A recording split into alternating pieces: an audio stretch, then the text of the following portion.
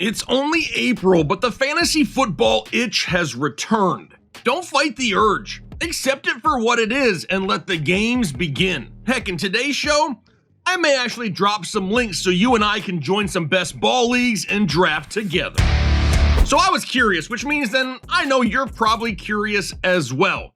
Where are some of our favorite players, these incoming rookies? Where are they going to land when it comes to 2024 ADP? Now, in case you don't know what ADP is, it stands for average draft position. That's the average pick in which that player is being selected. Now, ADP is different from site to site. They don't all match. But it's only April, so there's not a lot of people out there on other sites mock drafting in April. I understand some of us have a sickness, but the masses, they won't really return to like June, July, even August. But we're overachievers over here. We have to study in the off season so we can dominate in season. But there is a way to gauge public interest in players even in April. It's called Best Ball, and the best site to do it through is Underdog Fantasy, so that's what we're gonna do here today.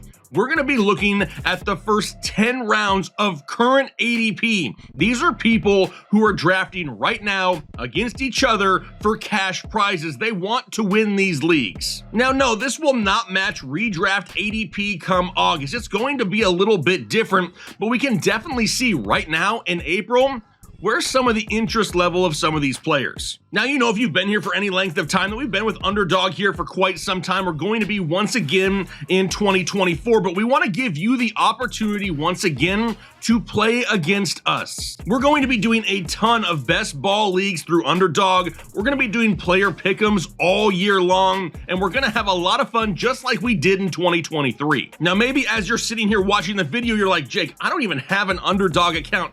Am I SOL? Is it too late? No, it's not. Now is the time to head over to underdogfantasy.com or just download the app on your mobile device. You'll then create a new account using the referral code headliners, which is super important. You then make your initial $10 deposit and you are set to go. But that referral code is the most important part, and let me tell you why. By entering the Headliners referral code for new account signups, you're going to have your deposit matched up to $100. No, you don't have to put in $100, but if you so choose to, you're going to get that $100 matched. But most importantly, you're also going to get a free 2024 fantasy football draft guide from yours truly. Now, we've made this draft guide for multiple years, and year after year after year, the feedback is amazing. And more times than not, it's going to lead to fantasy dominance. You do not want to miss out on the free draft guide, so be sure to use that promo code headliners at sign up and make that initial $10 deposit. Think about it. For 10 bucks, you're going to end up with $20 worth of play plus a draft guide, which is valued at $21.99.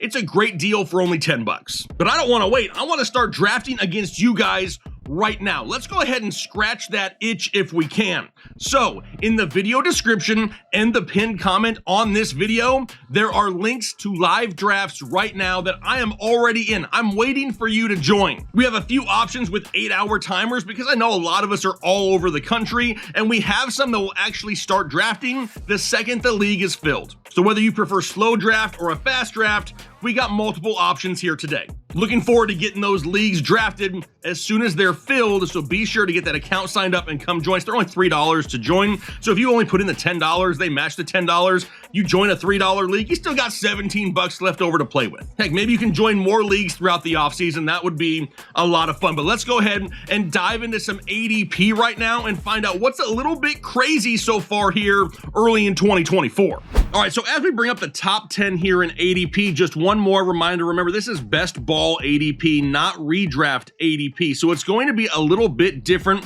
for your fantasy football leagues come August. However, like I said, we're going to get a good gauge on public interest as of right now. So let's go ahead and dive into the first 10 picks. We know Christian McCaffrey, not a big shocker at 1, with CeeDee Lamb, Tyreek Hill, Jamar Chase. Hopefully Joe Burrow can be healthy this season. Bijan Robinson all the way back up here once again. The fantasy world is rejoicing because we no longer have to worry about Arthur Smith tanking the value of Bijan Robinson. Then we have Justin Jefferson, a little lower than last year, but at the time of this recording, we don't even know for sure who his quarterback is going to be this season. That's playing a little bit of a part. But then we get to Breece Hall. And we sat right here just last year and said in 2024, Breece Hall has a chance to claim that overall RB1 spot. Well, here we are a year later in 2024, and the ADP currently has him as the RB3 off the board. We know that Aaron Rodgers is going to be there. He's going to make this offense better.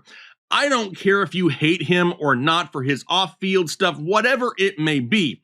Fantasy-wise, he is much better for this offense than Zach Wilson. They also just added Mike Williams to their wide receiver group. They added multiple pieces to the offensive line to try and improve it there. There's no immediate challenger in this backfield for touches. The pass-catching upside is there for Breece Hall. I absolutely love him in 2024, and if 2023 was any inclination of what we could be seeing this year, a lot of people should be excited for Breece Hall. Now, where we may see a slight dip in the receiving volume, the touchdown upside should be much higher this year, which really gives him that higher overall ceiling. Here's Breece Hall. After him, we have Amon-Ra St. Brown, Detroit Lions, one of the best fantasy wide receivers. You know he's going to continue to get volume. Speaking of volume, how about Puka Nacua in 2024? All the way up inside the top 10. Cooper Kupp should be healthy to start this season. They brought back Demarcus Robinson. Puka at 10 overall is slightly spicy to me right now. I don't dislike Puka whatsoever. But inside the top 10, that's a little expensive if you're asking me. After him, A.J. Brown, kind of an up and down season in 2023. Can he return to some more consistency in 2024? That's definitely something to pay attention to. All right, let's go ahead and bring up picks 11 through 20. We have Jahmyr Gibbs right here at the top. A slow start. A lot of people started to hop off the bandwagon, and then by the end of the season, he was winning people fantasy football championships. How about Garrett Wilson? A lot of people had him up inside their top 12 last year with the addition of Aaron Rodgers. Once Aaron Rodgers went down, Garrett Wilson was like a 10-point-a-week guy in PPR formats. He's climbed back up with the return of Aaron Rodgers. Kyren Williams. A lot of people forgot about Kyren last offseason. Then they moved Cam Akers. They brought up Kyren Williams. He got healthy, and the dude absolutely killed it. Everybody on that bandwagon in 2024. How about Jonathan Taylor? He should start the season healthy, unlike last year. Plus, Anthony Richardson coming back and healthy. Saquon Barkley, no longer in New York. He's now a member of the Philadelphia Eagles, and I don't care what anybody says. That is a huge improvement for Saquon Barkley. I would not be surprised if we see him return to maybe those early years in his career where he was putting up ridiculous yardage. Could happen once again this season as well. How about after him, though? The first rookie. It's Marvin Harrison Jr. out of Ohio State. This is a little steep as well. Now, a lot of speculation on where he could go. Kind of in mock drafts, you see him going to Arizona. I don't hate that. Arizona has plenty of opportunity for targets. Is it really going to give him the highest ceiling? Maybe not. This is a little bit high for Marvin Harrison. Going to be interesting to see where he lands. Then Drake London. Love Drake London, especially because why? That's right. It's because Arthur Smith is gone, and these guys are definitely going to get a bump in production, but it also helps that now they have an actual stud veteran quarterback in Kirk Cousins. How about after him, though? It's Nico Collins. And you have to expect this ADP to drop as the offseason continues. Everyone here watching this show either already knows or needs to know that I love Nico Collins. I've been pushing this guy for years. I pushed him all offseason last year and told everyone this needs to be a wide receiver you draft in 2023. And honestly, right now, he isn't the problem. It's going to be the target share in Houston. They added Stephon Diggs, and they have a healthy Tank Dell back in the mix.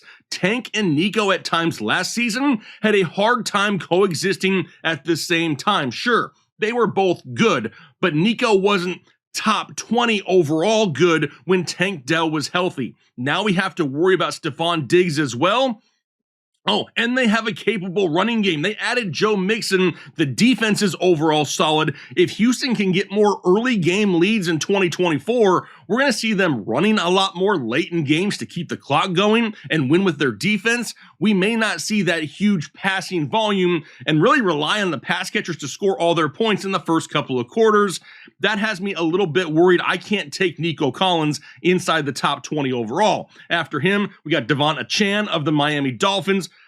A lot of people are excited for Devon Achane, and obviously we know why, right? What we saw in games last season, dude can win you a week all by himself, but can he stay healthy? After him, it's Devontae Adams, somewhat of a down 2023. Who is his quarterback going to be in 2024? Can he see huge volume? Does Jacoby Myers continue to take away not only some volume, but some touchdown opportunities? Does the young tight end and Michael Mayer take a step forward in 2024? All things we're paying attention to here as well. All right, let's go ahead and now let's move down to picks 21 through 30. And right here at the top is where we see Brandon Ayuk, the wide receiver 2, I guess you could say, overall in San Francisco. Does he stay in San Francisco? Does he move at some point? That's something we're paying close attention to. Then Stephon Diggs.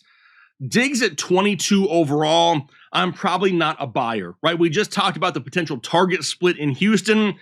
I don't know if I'm buying in at Stephon Diggs this early. After him, though, it's DJ Moore. And DJ Moore really benefited in 2023 from really being the only high-end option in this offense. Now they've added Keenan Allen. It's looking like they're going to draft Caleb Williams at quarterback here in the NFL draft. They added DeAndre Swift to the backfield. And DJ Moore may no longer kind of benefit from some of those shorter dump-offs that he had in 2023. It's going to make him more touchdown dependent, but now there's more people in the mix to take away some of those touchdowns. I do not dislike DJ Moore whatsoever.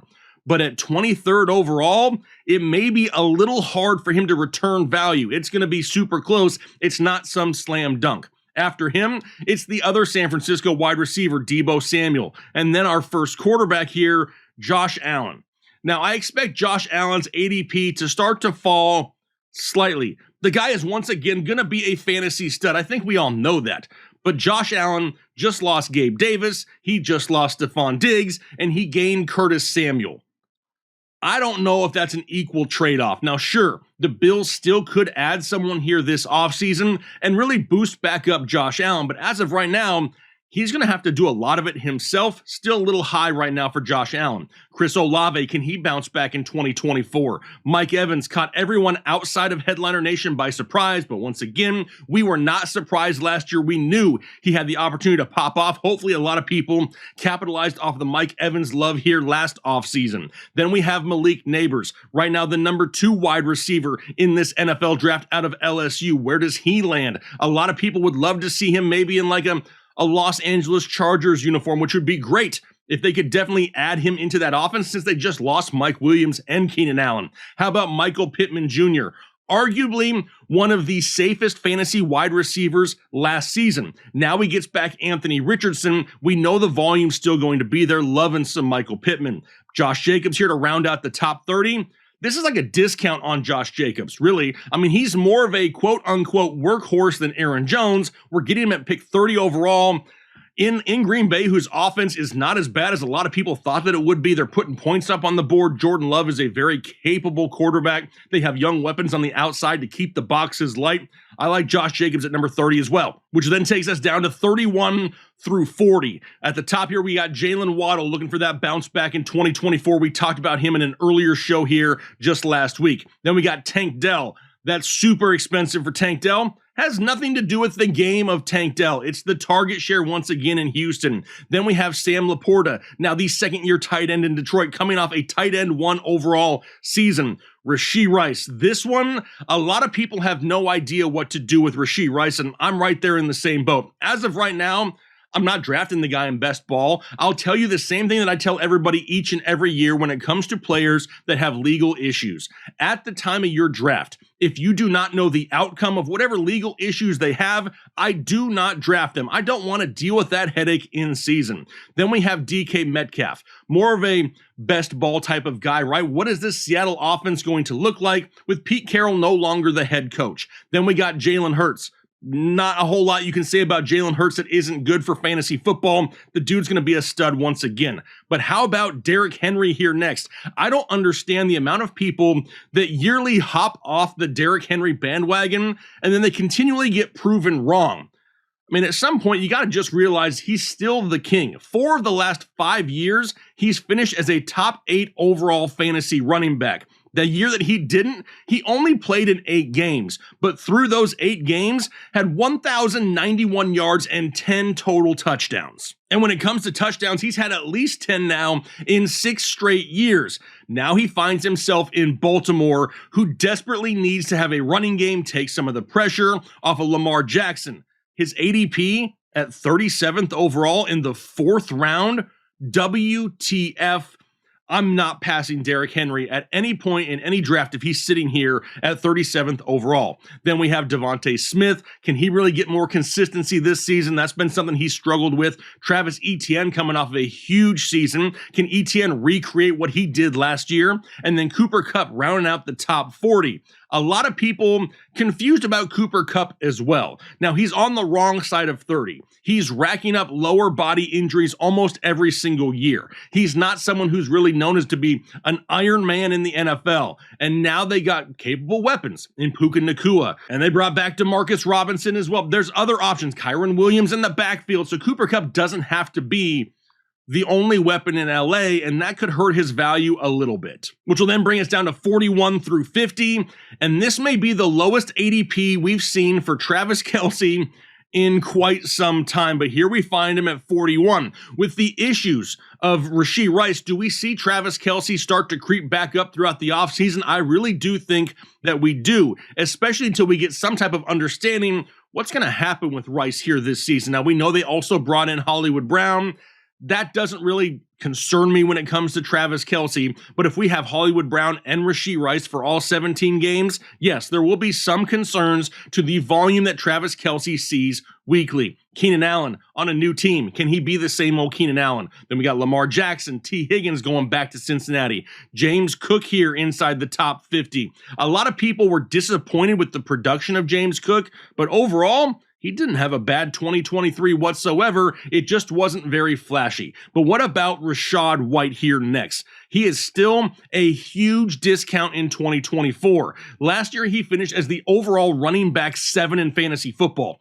1,539 total yards and 9 total touchdowns. And what has really changed in Tampa Bay? Now, yes, they have lost their offensive coordinator, but that does not mean that all of a sudden Rachaad White is going to stop getting the football. Baker loves to check the ball down to him. We know Baker's back there and getting paid a fat stack of cash. 7 of the last 10 games of last season, Rachaad White had at least 20 touches a game. A solid running back too, especially in PPR leagues. Then we have Rome Odunze, the rookie that a lot of people, there's people out there putting him at the number 1 spot over Marvin Harrison Jr. in this draft. Love the talent there for sure. Zay Flowers. No one else to really compete with at the wide receiver position in Baltimore as of right now. Amari Cooper. Can Deshaun Watson return? How about Trey McBride? I love Trey McBride inside the top 50. This guy could definitely make a push for the overall tight end 1 spot in 2024. Not a lot of options as of right now in Arizona. Even if they do add a top wide receiver, McBride still has an opportunity to eat for sure. Which then takes us down to 51 through 60. This is where we find George Pickens of the Pittsburgh Steelers. No more Deontay Johnson. Could be seeing an increased target share going the way of George Pickens with improved quarterback play. I don't care if it's Russell Wilson or Justin Fields. They're both better than Kenny Pickett. Then here we find Patrick Mahomes, kind of where he's going to fit here for the next few years, right? We know Kelsey's on the decline. Not a lot of wide receiver options, especially with the Rice issue. So Patrick Mahomes right here at 52. Then we have Isaiah Pacheco there in the backfield, followed by CJ Stroud, who's going to start climbing in drafts drastically. Stephon Diggs, Tank Dell, Nico Collins, Joe Mixon. The sky is the limit for CJ Stroud. He could have an astronomical year here after a great rookie season. Then Mark Andrews, can he stay healthy? Christian Kirk here in the top 60. Love Christian Kirk. They lost Calvin Ridley. Christian Kirk has already had a top 12 wide receiver overall season in Jacksonville with Trevor Lawrence. Loving the potential bounce back for him. Jaden Reed, a lot of people benefited from him down the stretch of 2023. He was kind of like a Swiss Army knife in this offense. He was scoring touchdowns through the air. He was scoring touchdowns on the ground. He was involved weekly, and honestly, If Christian Watson can't figure out how to stay healthy, Jaden Reed is going to continue to get those extra opportunities. Next, though, it's Joe Mixon. And there will not be one draft in 2024 where I will pass Joe Mixon if he falls right here to 58th overall. This Houston offense is stacked. There is going to be a ton of touchdown upside. You know he's going to see a lot of volume in this offense. 250 plus touches in one of the top offenses in football is definitely hard to come by, and I will not pass him at this point in the draft. That is for sure. Then we have Anthony Richardson coming back and Terry McLaurin, hoping for some improved quarterback play and maybe a higher target share going the way of Terry McLaurin here in 2024, which will then bring us down to 61 through 70. We'll start off here with Marquise Hollywood Brown. He's going to climb an ADP, especially if we do not have Rashee Rice for a few games this season. Then we have Kenneth Walker, kind of splitting that backfield with Zach Charbonnet.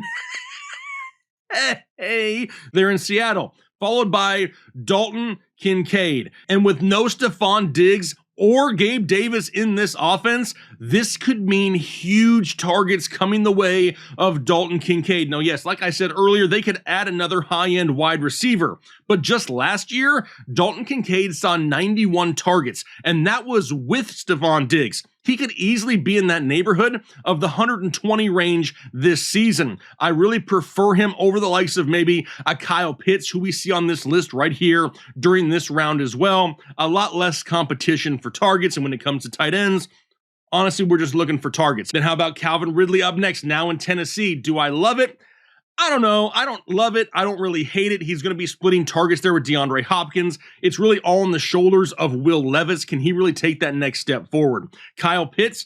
Honestly, I do like Kyle Pitts more this year than last year. Can anybody out there tell me why? If you still don't know, it's because of Arthur Smith no longer being there. I've said it like 3 times. That's going to be a huge upgrade for Atlanta. And then we have Brian Thomas Jr., another incoming rookie, followed by Alvin Kamara. Alvin Kamara in this Saints offense now is just not what he used to be, right? He's going to rack up some receptions. He's going to be solid in PPR scoring formats, not going to be a top 10 overall guy like we saw for a lot of years. Then we have Jordan Addison. Aaron Jones now in Minnesota. Does he really take it to his former team now that he's in the same division?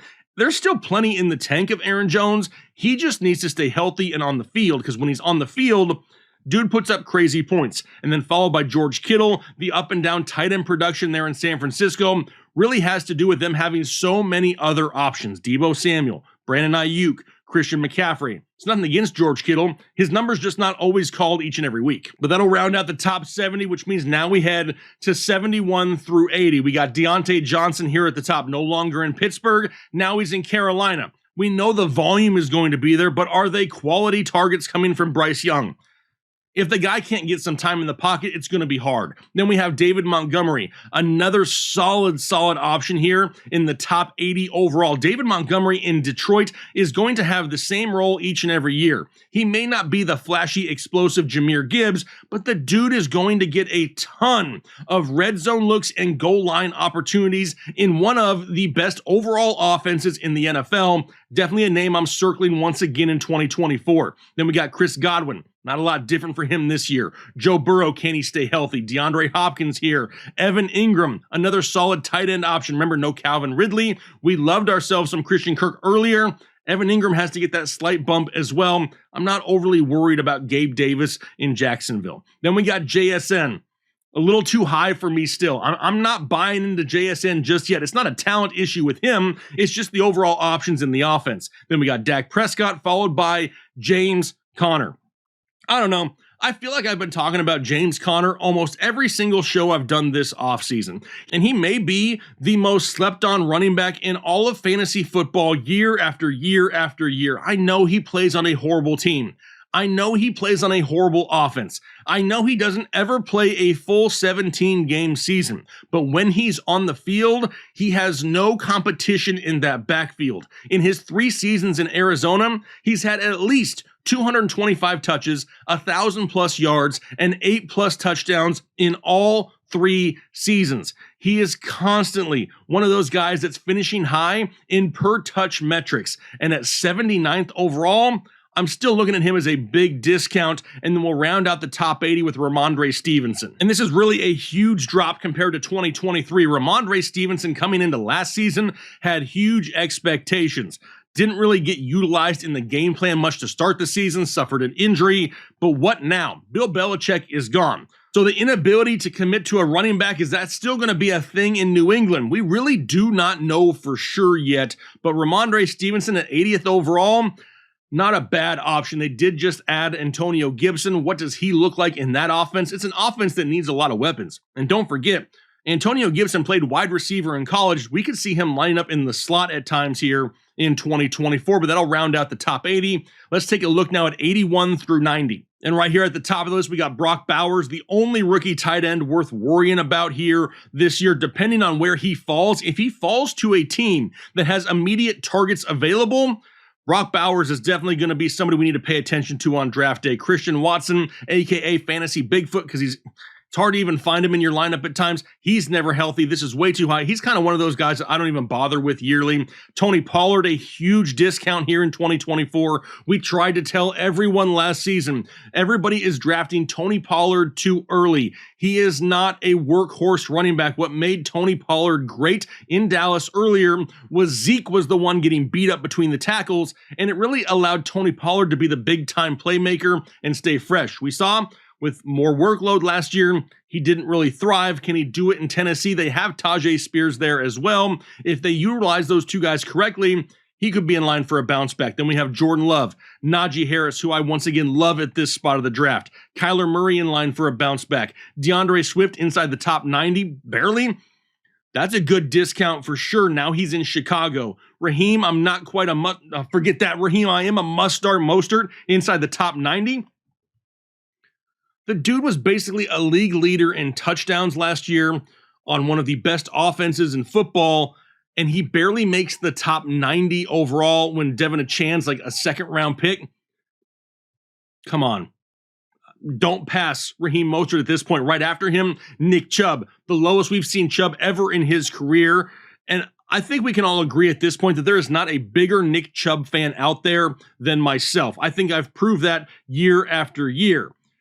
With that being said, though, I don't think I'm going to draft him in 2024 unless we see him 100% healthy in August. That was a horrific injury. Once he gets back on the field, it's going to take him some time to get back up to game speed. Plus, once he returns, he's going to be at a higher risk for hamstring type injuries when he does come back. So that worries me as well. Guys like Javonte Williams and Austin Eckler are actually being drafted after Nick Chubb right now, which is not something I would do personally. To round out the top 90, Jaylen Warren. Obviously, when this guy gets the ball, he's going to do something with it. We know Najee Harris is there taking up the huge volume. They just brought over Cordero Patterson, but Arthur Smith is the offensive coordinator. We know is going to want to run the football a lot. Hopefully he doesn't totally write out Jaylen Warren from the game plan. All right, let's go look at 91 through 100 now. Then as we round out the top 100 here, we see David Njoku, Jake Ferguson, Javonte Williams. Huge volume last year, which is great to see. Coming back off the injury, didn't really do anything with the touches that he got, though. Highly inefficient. Can he bounce back in a new offense, I guess, in Denver? No more Russell Wilson, no more Jerry Jeudy. Do they rely heavily on the running game once again? It's still a huge discount for Javonte Williams for sure, which will then take us down to A.D. Mitchell. Yes, that's what I'm calling A.D. Mitchell, because every time I try to say it, I probably mispronounce it, and I don't want to do that to the kid. A lot of people high on him this year. It's really going to depend on landing spot for him, whether he's really going to be fantasy viable, in my opinion, though. But then we have Austin Eckler, and how the mighty have fallen.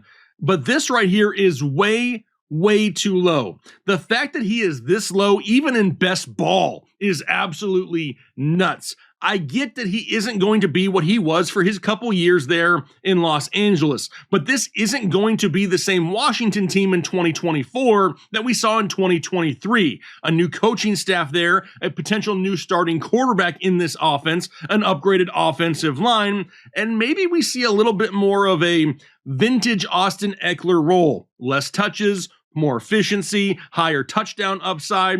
This is just way too low. Don't pass Austin Eckler at this point. Followed by Jameson Williams. Mike Williams. We know Mike Williams can't stay healthy. Then Brock Purdy. Zamir White right here, barely inside the top 100. As of right now, He's in line to get huge volume in Las Vegas. And then Romeo Doubs to round out the top 100. He started the season hot last year, kind of fizzled with the uptick of Jaden Reed, and that's really going to make him boom or bust going forward. Now, there were a few names that did not make it inside the top 100, but were so dang close. I want to throw them up on the screen here, just in case you're kind of wondering where they may have been. How about Courtland Sutton? As of right now, he barely missed it, 101st overall. We know there's no longer going to be Jerry Jeudy in this offense. Do we see an uptick going to the likes of maybe Marvin Mims? Maybe. Courtland Sutton may not get a touchdown a week, but the target share could be huge. How about Zach Moss? 105th overall, and as of right now, he's the starting running back for the Cincinnati Bengals. No, it's not sexy. And Chase Brown is going to have a role in this offense, but Zach Moss could easily go out and get 15 plus touches a week. And at this point of the draft, that's easy money. And then Curtis Samuel, he's currently 112th overall. And right now, probably the wide receiver one for the Buffalo Bills. But one of the main reasons I love Curtis Samuel this year is he's going back to offensive coordinator Joe Brady, who he played with in Carolina. The best season that Curtis Samuel has ever had in the NFL was when Joe Brady was his offensive coordinator. Now there's targets available for Buffalo. Curtis Samuel could find himself having a great season. So as you can see, there's a lot of people out there who you can look at their ADP and it's a little bit nuts, but I want to know what you think. As we went through this list of players, were there any names that stood out to you? Be sure to leave those comments down below in the comment section. And then most importantly, don't forget to sign up for Underdog Fantasy if you haven't already, using that referral code Headliners. Not only do I want to compete against you and take your money, but you're also going to get a free draft guide to help you absolutely dominate all things fantasy football in 2024. Now I'm going to go ahead and get out of here for the day though. Hopefully you guys enjoy the rest of your day, and most importantly, do your part to make the world a better place.